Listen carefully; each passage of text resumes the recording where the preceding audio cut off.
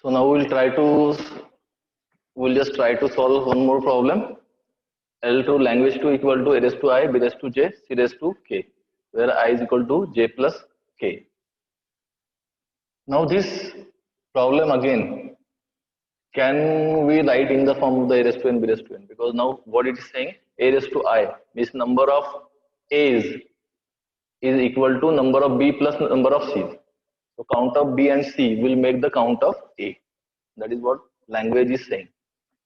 So if we want to represent this language, can I write like this, a raised to k? So I will write this a raised to j plus k, b raised to j, c raised to k, a raised to j plus k, b raised to j, c raised to k. So now for simplification, we will write like this, b raised to a raised to k, a raised to j, b raised to j, c raised to k. Again, this is in the same form of the a raised to n, b raised to n. This is on the same format of a raised to n, b raised to n. So how to write the grammar for this? So CFG, we will start with the starting symbol S, starting symbol S. So for a raised to n, b raised to n, a raised to k, c raised to k, I will say a, s, c or x. What is this x? This x is this. So when the a and c are over, now we have to move to this middle part. So that's why this s can be replaced with the x. So a and c, till the time when we want this a and c, we will replace with this. So we want to end this, we will replace this s with the x. Now the x, what is the x? A raised to n, b raised to n again. So a x b or a b. Simple. So these are the production for the language. This a raised to I, b raised to j, c raised to k, where I is equal to j plus k. So now it is becoming some more easy because already we know a raised to n, b raised to n. What is the a raised to n, b raised to n? So this is about the L2, language 2. If we are saying language 3 is equal to a raised to I, b raised to j, c raised to k, where j is equal to I plus k. J is equal to I plus k. So this solution, what we can say, right? A raised to I, b raised to I plus k, b raised to I plus k, c raised to k. So the same string I can write like this. The same string I can write like this. Now, if we want to separate it, b raised to I, b raised to k and c raised to k. So I'm just separating this b with the I and k. Now if we observe this is what your a raised to n, b raised to n. This is what your a raised to n, b raised to n again in that format. Now we'll start writing the grammar S. Now if we'll say this as a x, this is a y. This part as a x, this part as a y. So starting symbol is made up of x and y. Starting symbol is made up of x and y. This and this. Now what is the x? What is this part? How we can write this a raised to n, b raised to n? A, x, b or a, b.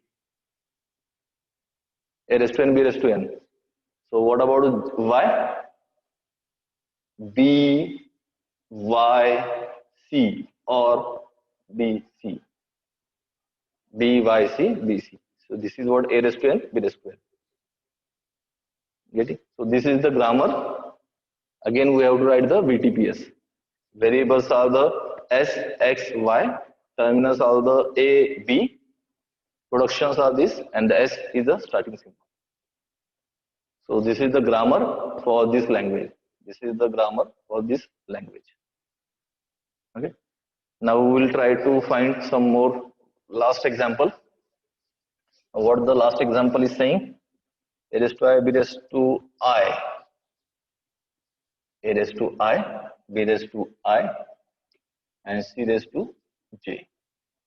a raised to I, b raised to I, c raised to j, where I and j is greater than 1. I and j is greater than 1. Greater or equal to 1. So this is the grammar given. This is the language given. So we have to find out the grammar. Now if we observe this a raised to n, a raised to I, b raised to I. This is in the form of the a raised to n, b raised to n. Now what is the c? C raised to j. What the condition is saying, I comma j is greater than or equal to 1. Means they both are the integer numbers. So count is more than 0. But there is no relation between the I and j. So there is no relation between the I and j. Means the count of C can be anything. But the only thing is that the count of A and B must be equal. Count of A and B must be equal. But the count of C, yes, there is no correlation between this A and B. So count of C can be anything. But the A and B should be equal. Here, now we'll make this as a X and this as a Y. Now what is the X? A raised to n, B raised to n again. So we'll start starting symbol S. We'll say A, S, B, A, B. Now for this A raised to I, B raised to I. So the A, S, B, A, B. Now what about the Y? Okay. So this Y, what we can say? Instead of this S, we'll say S, and this is Y. So C raised to J. How to define this C raised to J? Means what? Any number of C's, but the greater than 1. Any number of C's, but greater than 1. So I can write this as a recursion Cy. First Y will be replaced by Cy. This Y will be again replaced by Cy. So any number of C's we will get. Any number of C we will get more than 1. So this is what your recursion. Now at the end, when we want to terminate, we'll replace this Y with the C. So suppose 1 C we want, this Y will directly replace with the C. If 2 C we want, first this Y will replace with the Cy. Second, this Y will be replaced with the C. So 2 C we will get. Getting? So this is the way, this is the grammar for this problem statement. These are the productions for this problem statement. This is all about the getting the grammar, finding out the grammar for given problem statement. If the definition of the language is given in the form of some equation, to find out the grammar for it.